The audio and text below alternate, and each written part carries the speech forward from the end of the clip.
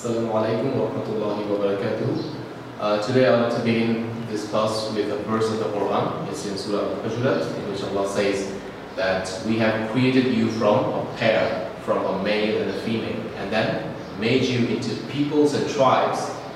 Why? لِتَعَارَفُوا, so that you may know one another. So we are reading around the world in 80 days, in which the characters are moving around the world, and what they're doing in the meantime is they're trying to kind of getting, they're knowing people from different cultures and different religions and different backgrounds. So our characters, Mr. Fogg and his new servant, Mr. Passepartout, they were in now Suez, from England. Now they are in Suez. And when they were in Suez, Mr. Passepartout was in the streets of Suez, and he met Mr. Fix, the inspector. And these two people had a kind of conversation. And from that conversation, Mr. Fix drew some conclusions, and his suspicion about Mr. Fogg, that he was the robber, grew stronger and stronger. So in this conversation, he came to know a lot of things. One such thing is, can you look at the screen, that Mr. Fogg and his servant were traveling fast. Mr. Fogg left London in a hurry. Then they brought only a few clothes. When they set out for their journey, they brought only a few clothes. And then Mr. Fogg had a bet with his friends that he would go around the world, and in order to do that, he needed a lot of money. So Mr. Passepartout informed the inspector that Mr. Fogg had a bag full of banknotes. And also he had taken a new servant, Mr. Fogg had taken a new servant who knew nothing about him. So Mr. Passepartout joined Mr. Fogg on the very day when he left for London. So all this information increased Mr. Fix's, the inspector's, suspicion that probably Mr. Fogg was the guy who was a bank robber, who stole £55,000. Right. And then we have this insertion of another humorous incident, that Mr. Passepartout had a watch. And when he set out from London, he didn't change the time of his watch.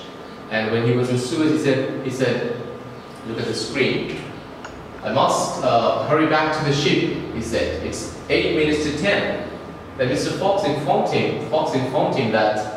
Fix informed him that your watch is wrong. The right time is 12 o'clock. Because now we're in Suez. When we were in London, the time was alright. But now we're in Suez, it's 12 o'clock. And Mr. Passepartout said, my watch is never wrong. So wherever he is, he never changes the time. And Mr. Fix informed Mr. Passepartout that when we travel through different countries, you have to set your watch all the time. It's because of the position of the sun, right? Because the position of the sun, we have different times in different countries. So whenever you, for example, you say if it's night in Bangladesh, then it's day in the USA. So whenever you set out to a different country, you must set your watch all the time. Be careful. The reason you will find this incident that Mr. Passepartout was, disinclined to change the time, you will find this incident 3 or 4 times in the book. And you may say, why is the writer repeating this incident over and over again? And you will get, this will make sense at the end of the story, right? So right now, just bear with the writer. And then they were on the ship, and Mr. Fix, Mr. Fogg, and Mr. Passepartout, they were on the ship. Mr. Fogg was in the cabin, and Mr. Passepartout was on the deck, and he was enjoying the time because it was full of passengers. The ship was full of passengers. When the weather was fine, the passengers enjoyed the voyage. The food on the ship was good. There were games on the deck. People generally play cards when they were on the ship. When the weather was bad, the passengers didn't enjoy the voyage. The sea was rough. Strong winds blew. Nearly everybody was seasick. I don't know whether you've had this experience, or whether you've had a ship journey, but me, once I was going to my grandfather's house, and we had to use this steamer. And when I was on the steamer, So because of the rough weather, I was seasick. So when I reached my grandfather's house, I felt very dizzy and I saw the figures in double, right? And it continued for several hours. Right, so let's move on to the next chapter. Well, in the meantime, Mr. Fogg met a new person called Sir Francis Cromarty. He was also traveling from England to India, right? Because he worked in India in a place called Benares. So Sir Francis Cromarty also joined Mr. Fogg in this journey for a while until he reached India. Right, let's move on to chapter 5, which says that Mr. Fix goes to the police station. Why? Because he wanted to see whether the warrant letter came from England. And then if the letter came from England, you'd be able to arrest Mr. Fogg. Right. So Mr. Fogg and Mr. Passepartout, they reached India, and in fact they reached Bombay, and then from Bombay they would go to Calcutta. And they had only 4 hours in the meantime. So Mr. Fogg was not interested to look around the city. But Mr. Passepartout was different. He was very interested, very eager to look around. So he was alone in his short trip to Bombay. So look at this description of how Mr. Passepartout describes India. He took a walk through the streets of that great city. The streets were full of people. There were people from different countries. They were speaking different languages. The streets were crowded and noisy. So that's it's kind of a short description of India. And India is the country in which you find a lot of different people from different cultures, different religions, different backgrounds. You will find Hindus, Muslims, Buddhists, and Christians, and also from other religions as well. And India is the country in which you will find the existence of many languages. Some people speak Punjabi, some people speak Urdu. You will find Tamil, Bengali, Hindi, Gujarati, Marathi, a lot of languages. And when you find a lot of languages in one country, you need a common language to communicate among the people. And the common language in India is English. English is the second language of India. And India is the second largest English-speaking country in the world. The first is the USA. Right. And this is a typical picture of an Indian street. Quite similar to our country, right? If you go to Gulistan or Nilkhet, you will see the same picture. Alright, so after this, when Mr. Passepartout was having a round in the streets of India, he saw a temple, large temple, and he entered into the temple and he made a terrible mistake.